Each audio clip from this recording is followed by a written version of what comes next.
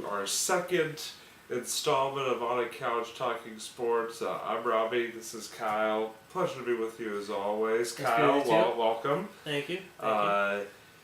Again, this is our second installment. We first of all, before we begin, I just want to throw out a quick thank you to everybody that watched our first installment, that commented. I got a lot of positive feedback, which was really nice. So thank you to everybody. We even got a few subscriptions already, a few subscribers, which is really cool. I didn't think we even get that far, to be honest. Yeah, we got over 100 views, so we must have done something right. So I appreciate everybody who took the time to watch our first episode, and we're back at you with more.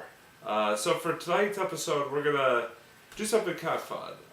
Kyle's going to actually sort of take the reins here in this episode. If you watched our last episode, you heard us talking about our difference in sports knowledge. I tend to, don't want to brag, but I tend to have a little bit more sports knowledge than my friend here. Although he did pretty well in that Red Just Sox a little trivia bit. game. No, actually a lot more. I'm not gonna lie.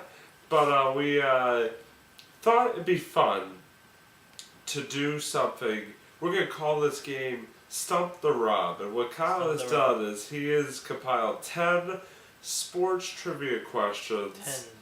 And he's going to take the reins and sort of quiz me on different sports trivia to see how much I actually know. So, without any further ado, Kyle, take it away. Alright, so I got a set of questions here that revolve around football, baseball, and basketball.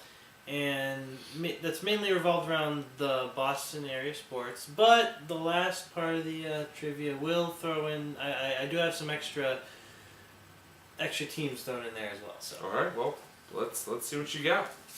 All right. That's the wrong paper. Wrong paper. Classic. All right. That's what you get for playing like 5 different things in one spot. Right. Anyway, sorry. Story of my life. There we go. Go ahead. So. Alright, first question, your Red Sox question. Who is the only Red Sox pitcher to win a Gold Glove? Is it Roger Clemens, Derek Lowe, Mike Boddicker, or Dennis Eckersley? Eckersley, yes, what you said. This is a tough one.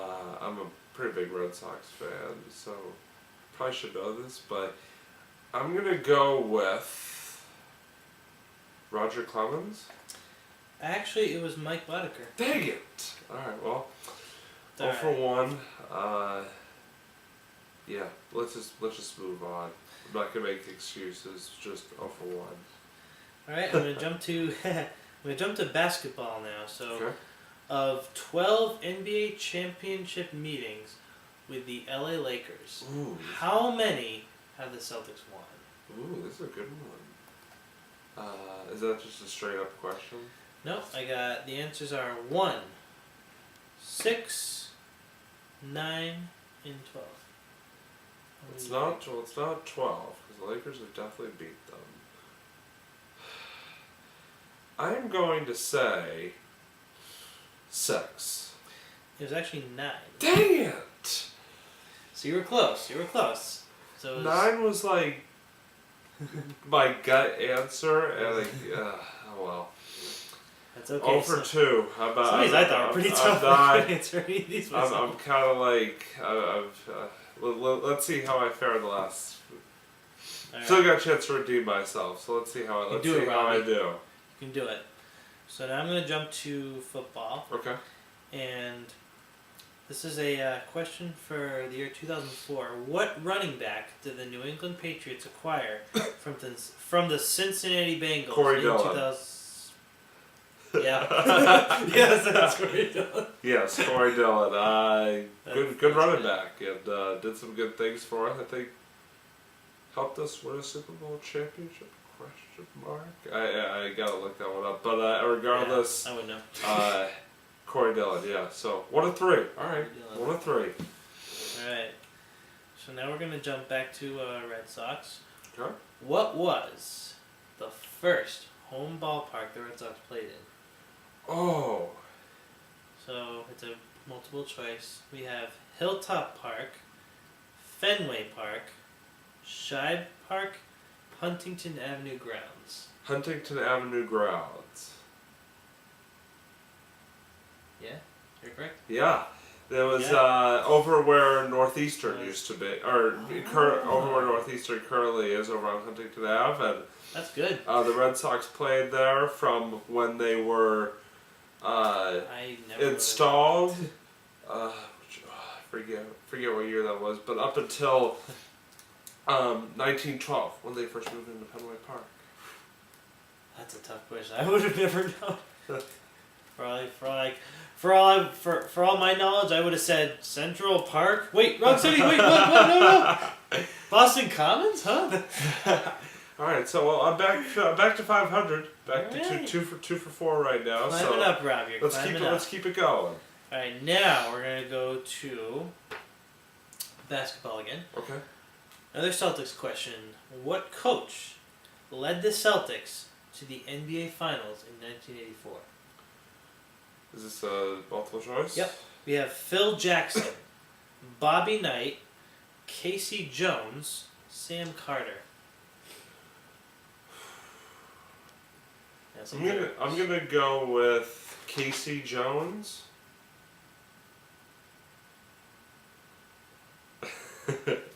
Yeah.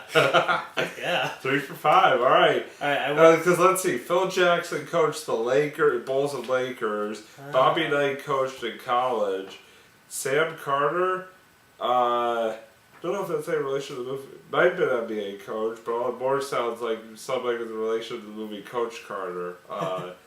Being Casey Jones. All right. So Fun fact. I have to interrupt you for a second. Go ahead. Fun fact. When I answered this question, or when I saw this question, when I saw Casey Jones, I answered Casey Jones because, not because I knew it. I didn't know who the hell the other three people were, but I said Casey Jones when I found it online, and I was right because I don't know how I was right, but I answered it because I actually knew Casey Jones personally. I went to a basketball camp back when I was in middle school. There you go. So Sometimes those personal connections pay dividends, huh? Exactly. I knew he had some connection with the Celtics. So I'm 3 for 5. I'm climbing up. I got 3 in a row. There we go. Let's see. All right. So we have our last Patriots question here. Okay. Who was the first head coach of the New England Patriots, formerly known as the Boston Patriots? Ooh. We have Mike Holovac, Chuck Fairbanks, Nick Smart, or Lou Saban. Saban. It is Saban. Well, what was the first one again? It was Mike Holovac. I honestly, I'm just taking a wild monkey guess. I'm going to say A. Hey, it's actually Lou Saban. Oh, and that was the one I thought of the least. All right, well. Oh, interesting. So I'm 3 for 6, back to 500. If I can get above 500, I'll be happy with myself. So I still got 4 more questions.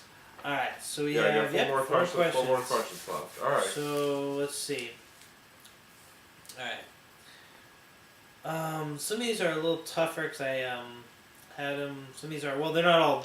Some of these aren't Boston. Yeah, I got Yeah. Yeah. I know. We went over we didn't go over the questions themselves, but he sort of told me about them before the show, so I knew that this was coming. Don't worry. So, which Cleveland Browns receiver? This is a football one, obviously. no, I said receiver. I mean, you know, it's a football one, so I don't even know why I said that. Anyways, which Cleveland Browns receiver was signed as an undrafted free agent in 2005? As not a secret agent. We're just talking about. Undrafted, so is this a multiple choice? Yep. We have Joe Cribbs, Chancey Stuckey, Mohamed Massaquoi, or Brian Rubisky. There are 2 that jump out when I think of this. Oh, this is a toss. There are 2 that are like eating away at me. I know, like, if I'm guess one's wrong, it's gonna be the other. I'm sure of it. I'm gonna go with Joshua Cribbs. Yep. I got it. Yes. Yeah. All right, 4 for 7 because it was between him and letter C. Letter C. Hi guys, how's it going? I just wanted to get to you guys. Our screen went dark there for Awkward. us. That's all we had to do. I was trying to be awkward. I promise. That's right. Yeah. All right. So 4 for 7. All right, here we go. Whoops, I gotta hide this. I'm not seeing them. I promise. No. I haven't looked in I'm your not accusing you of direction cheating. once. I'm not accusing you of cheating. You've done a good job thus far. I just gotta make sure that I'm not like actually like. So here we go. So the question is, you answered everything. So what did I answer again? As I lean over. There you go. That's what I'd do if I was in a trivia question. I'm sure you would. That's like this. Anyway, all right. Let's get back on track here. Let's get back on track. All right. So, next question for baseball: who holds the career record for hits? Is it Carl Yastrzemski, Pete Rose, Ty Cobb, or Hank Aaron? That'd be Pete Rose. You are correct. Yes. What am I? Wow. 5 for 8 now? 5 for 8. I think now. so. 5 for 8. Yeah. Oh, you're climbing up there. All right. Let's see. Well, although I could get a 70, the best I could do would be a 70, which is okay. I don't know. I have faith. I have faith in these next ones. So. 5 for 8. All right. Let's do it. All right. Which player? We're gonna go back to the Red Sox. Which player is the Red Sox leader for stolen bases in a season? Is it Johnny Damon, Jacoby Ellsbury, Tommy Harper, or Otis Nixon? This is a good question. This is a very tough question. Again, 2 stick out at me. Go with your gut. I'm gonna go Jacoby Ellsbury. You know what? Yeah. Yes, all right. Sorry, I like to put it in A little bit of dramatic the whole Regis pause thing, there. you know? It was between that and Johnny Damon, but all right, good Jacoby. All right, 6 for 9. All right, let's see if I can end this on a high note. You get the last question. I'm guaranteed to go over 500. I Ready? will point that out. So that was my goal. That was to go over 50%. So. Hey, you made it. All right, now I want to get this last one though, so I put it on me. All right, here we go. So, which Washington Nationals pitcher did Barry Bonds hit home run number 756 to break the all-time home run record? Ooh. Was it John Rauch? Was that right? Roush. I think it was Roush. Yeah. Mike Baksick? Mike Baksick? I don't know. Bassick? No. John Lennon? Lennon, yeah. Or Chad Cordero? I didn't even know he hit that against the Nationals. I'm going to have to take a wild guess here. I'm going to go with... What's my gut telling me? I'm going to go with Chad Cordero. It's actually Mike Bassick. Oh, never would have gotten that. All right, well... I totally would, but not. I went 6 for 10, so I got above 50%, so it can't be too bad. So...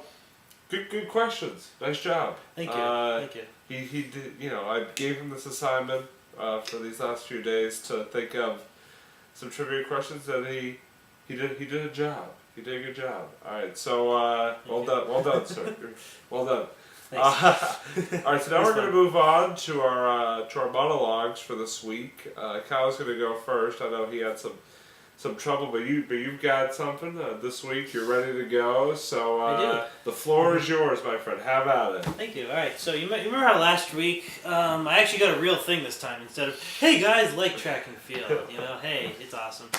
So going off on that a little bit. So I want to talk about track and field. A lot of people say it's not a team sport, but I think it is. I tend to disagree with that because I think even though yes, people say.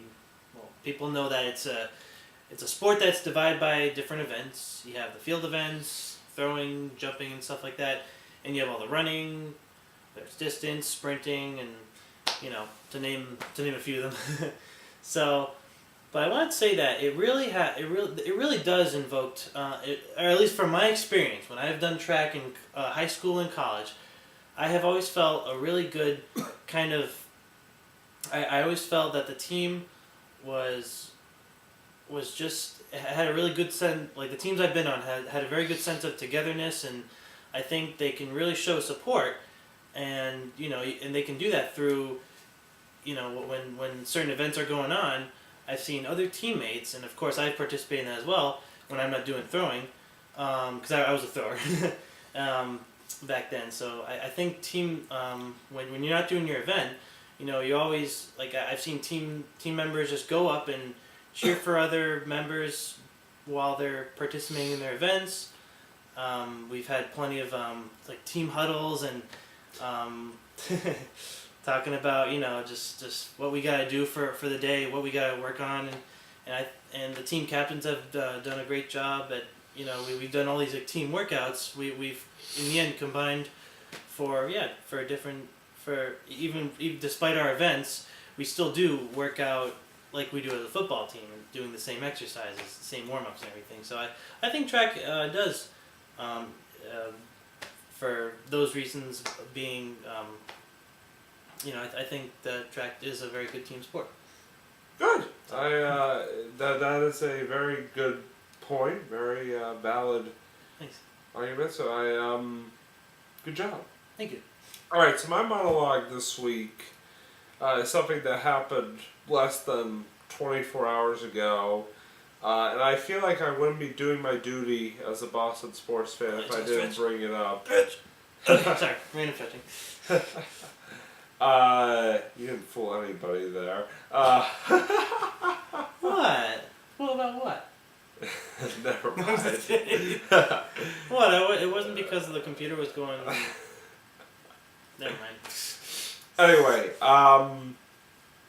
the end to the Patriots game last night. Everybody's been talking about it today.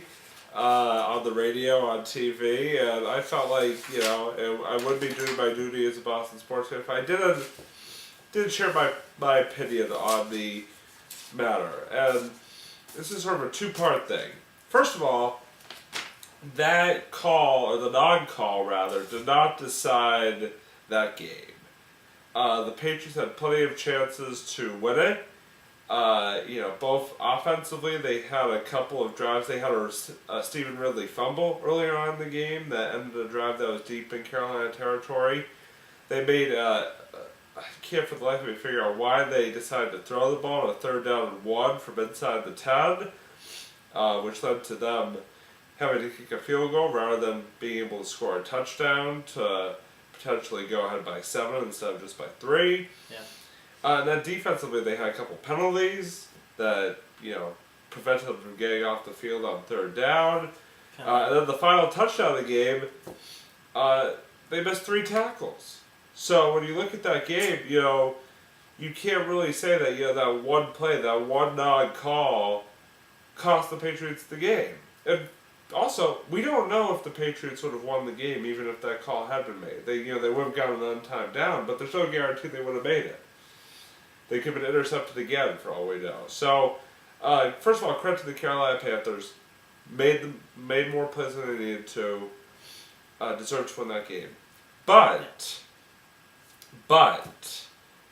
it should have been called. At least a holding. If you look at the replay, it is clear that Luke Kuechly, who went to BC, big fan of him, always will be, but he had Rob Gronkowski basically a bear hug in the back of the end zone. And even though the ball was underthrown, even though all these other things happened, at very least, call hold. Call defensive hold. I mean, that should have been called. They should not have picked up the flag.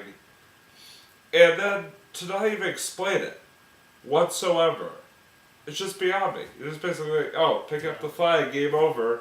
Tom Brady wasn't too happy about it. Bill Belichick wasn't too happy about it.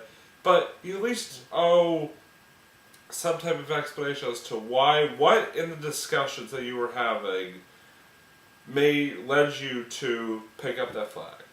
So, again, congratulations to Carolina on the win. Pats will bounce back, hopefully. You got Denver coming in this week. Tough team. Right. Should be a tough game. Got to bounce back at home, which is good. There you go. Against Peyton Manning and the Broncos. Hopefully could get a victory there. But NFL, balls in your court. Should have had an explanation. This is Peyton Manning. This is the Patriots. Let's hope so. Also, quick programming note. I know you and your family have a little bit of a tie to Mansfield High School football, and they are. It is right on the playoffs of high school football in the state of Massachusetts, and Mansfield actually has made it to the Division II state semifinals, which will be played. I believe they're played this Friday in Lowell against Waltham. So just want to wish them the best of luck. They're great story this year. Doing a lot of good things. So hopefully they can win this game, and then they go to Gillette Stadium to the state Super Bowl. Which would be pretty awesome. But that'd be great. Yeah. Thanks everybody for watching this week. We're gonna take a little hiatus, Thanksgiving hiatus next week. Podcast vacation, Yeah, exactly. Take a little breather. Hope to be back with you the week after, talking more sports. So for Kyle, I'm Robbie. Thanks again for watching. Keep watching. Keep subscribing. We'll see you next time. Stay classy.